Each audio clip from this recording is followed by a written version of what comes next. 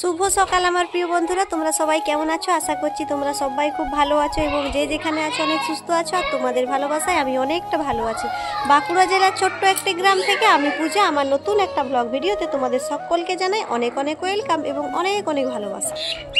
এখন বাজে সকাল 8টা। আজকে সকাল 8টার থেকে ভিডিওটা শুরু করলাম। আর আজকে একটা নতুন জায়গা থেকে ভিডিওটা শুরু করেছি, তোমরা নিশ্চয়ই সকলেই বুঝতে পারছো। তো যাই হোক, আজকে সকালে আমি বাপের বাড়ির থেকে ব্লগটা শুরু করলাম আর এখান থেকে আমি যাব একটা অন্য জায়গায়। তো তোমরা ব্লগটা কন্টিনিউ দেখতে থাকো, তাহলে সব কিছু বুঝতে পেরে যাবো। সাথে থাকো বন্ধুরা, লাভ ইউ। আর এখানে হচ্ছে নেটওয়ার্কের প্রবলেমের জন্য আমি ব্লগ দিতে পারিনি, দুদিন হয়ে গেল আমি এসেছি কিছুদিন আগে। তো এখানে প্রচুর নেটওয়ার্কের প্রবলেম, 5G তো নেই, সেজন্য আমি দিতে পারিনি। তো ঠিক আছে, হঠাৎ করেই বাপের বাড়িতে এলাম, আগের থেকে কোনো ঠিক ছিল না। বাড়িতে অনেক কিছু কাজ ছেড়ে এসেছি। 3 বেলা যে টিউশনি পড়াই, টিউশনিটাও আমার 3 দিন বন্ধ হবে।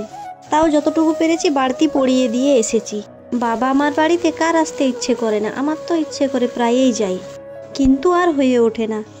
বাবার বাড়ি, যেটা আগে আমার নিজের বাড়ি বলে মনে করতাম, আজ সেই বাড়িতে 2-1 দিনের জন্য বেড়াতে আসি। খুব খারাপ লাগে। জীবনে 19টা বছর যেখানে বড় হলাম, সেখানে আজ আমি আত্মীয়র মতো আসি আর চলে যাই।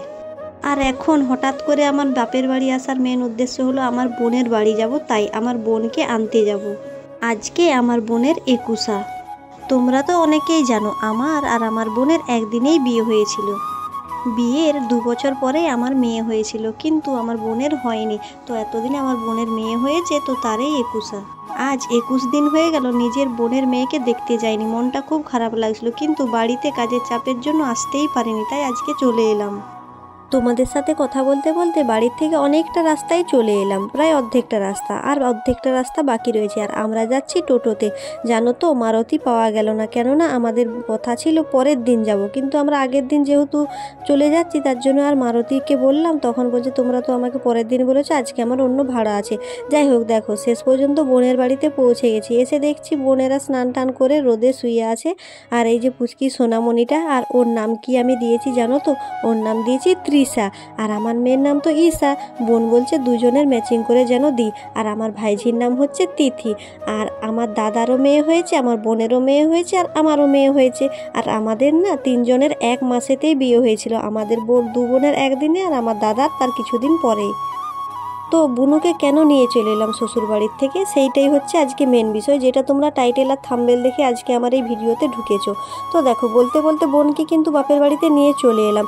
আমার মেয়েকে নিয়ে গিয়েছিলাম, যেহেতু চারিদিকে ভিডিও বানাতে পারিনি, টোটোয় করে গিয়েছিলাম। ওখানে খাওয়া দাওয়া সমস্ত কিছু করেছিলাম, রান্না বান্না। তারপরে দেখো এখানে চলে এলাম, আর এনে সব কিছু জিনিসপাতি গুছিয়ে নিচ্ছি। অনেকগুলো ব্যাগ আনা হয়েছিল, তো সব কিছু ভালোভাবে গুছিয়ে নিচ্ছি। টোটোতে কোনো রয়ে গেছে কিংবা পড়ে গেছে নাকি। আর মেয়েকে নিয়ে গেছিলাম বলে সব কিছু আর ভিডিওতে তোমাদের সাথে শেয়ার করতে পারিনি। আর আমার বোনকে কেন নিয়ে চলে এলাম তার শ্বশুর বাড়ি থেকে, সেটাই আজকে তোমাদেরকে বলবো। আমার বোনকে নিয়ে চলে এলাম তার একটাই কারণ, তার সেখানে দেখাশোনার মতো তেমন কেউ নেই। একজন আছে তার ঠাকুমা। সে বোনের পিছনে থাকতে গেলে না বাড়ির সমস্ত কাজে অনেকটাই কষ্ট হয় তার জন্য বোনকে নিয়ে চলে এলাম। এছাড়াও বোনের শাশুড়ি মা আছে, কিন্তু তার একটু মেন্টাল প্রবলেম আছে, সে কারণে সে তেমন বাচ্চা টাচ্চা কোলে নিতে পারে না, আর পরিচর্যা তো করতেই পারবে না। আর আমার বোনের মেয়েটা হয়েছে সিজারিয়ান, অপারেশন করে। আর তোমরা তো জানোই সিজারের কতটা কষ্ট আর কত রকমের নিয়ম কানুন থাকে, আর উঠতে বসতে তো অনেকটাই অসুবিধা হয়। তাও 21 মানে ছোঁয়াচ বলে আমাদের ভাষায়, ওটা কাটেনি বলে এতদিন আনেনি। তো তারপরে নিয়ে চলে এলাম। আর দেখো আনার পরে সবাইকে মিষ্টি দেওয়া হচ্ছে, কেননা আমিও চেয়েছিলাম ভগবানের কাছে আমার যেন একটা মেয়ে হয়, আর আমার বোনও চেয়েছিল যেন তার একটা মেয়ে হয়। তার মেয়ে হয়েছে, তাই যারাই তৃষাকে দেখতে আসছে সবাইকে একটা করে খেজুর গুড়ের এই রসগোল্লা দেওয়া হচ্ছে। মিষ্টিগুলো খেতে কিন্তু অনেকটাই সুন্দর। আর এই যে দেখতে পাচ্ছ, এইটা হচ্ছে আমার বোন, আর পিছনেরটা আমার মা, আর এটাই হচ্ছে আমাদের বাপের বাড়ি। তোমরা যদি চাও অবশ্যই আমার বাবার বাড়ির একটা হোম ট্যুর দেবো। আর আমাদের বাবার বাড়িতে কিন্তু 2টো বাড়ি, একটা মাটির বাড়ি আছে, ওটা একটু অন্য সাইডে, আর এটা একটা পাকা বাড়ি। আমার বাবার বাড়ির এই 2তলা পাকা বাড়ি যদি তোমরা হোম ট্যুর চাও অবশ্যই আমাকে জানিও। চলো বোনের কথায় ফিরে যাই। এই সমস্ত নানান কারণে বোনকে নিয়ে এলাম। এছাড়াও বোনের যেখানে শ্বশুর বাড়ি, সেখান থেকে বাজার অনেকটা দূরে। কোনো কিছু আনতে গেলে না মানে একদিনে অনেক নিয়ে চলে আসতে হয়, আর হঠাৎ করে কোনো কিছু দরকার হলে বাজার যেতে অনেকটাই সমস্যা হয়। যেহেতু বোনের বর কাজের জন্য অন্য জায়গায় থাকে, সেদিক দিয়ে আমার বোনের অনেক রকমের সেখানে অসুবিধা হয়। তার জন্য মা বাবারা বোনকে কিছুদিন নিয়ে এসে এখানে রাখবে। পুচকি সোনামণিটা একটু বড় হলে আবার তাকে আমরাই গিয়ে দিয়ে আসবো। আর তারপর দেখো এখন আমি ব্যাগপত্রগুলো সব ঘরে ঢুকিয়ে নিচ্ছি, বোন তো পারবে না। আর মা ছোট্ট মেয়ে এসেছে, তারপর জামাই এসেছে, ওদেরকে নিয়ে ব্যস্ত, তার জন্য আমি ব্যাগগুলো ঢুকিয়ে দিচ্ছি। আর বৌদি তো পুচকি তৃষা সোনামণিকে কোলে নিয়ে আছে, তার জন্য বৌদিও কিছু করতে পারছে না, আমি ব্যাগগুলো ঢুকিয়ে নিচ্ছি। আমার অনেক বন্ধু আমাকে কমেন্ট করেছো আমরা কয় ভাই বোন।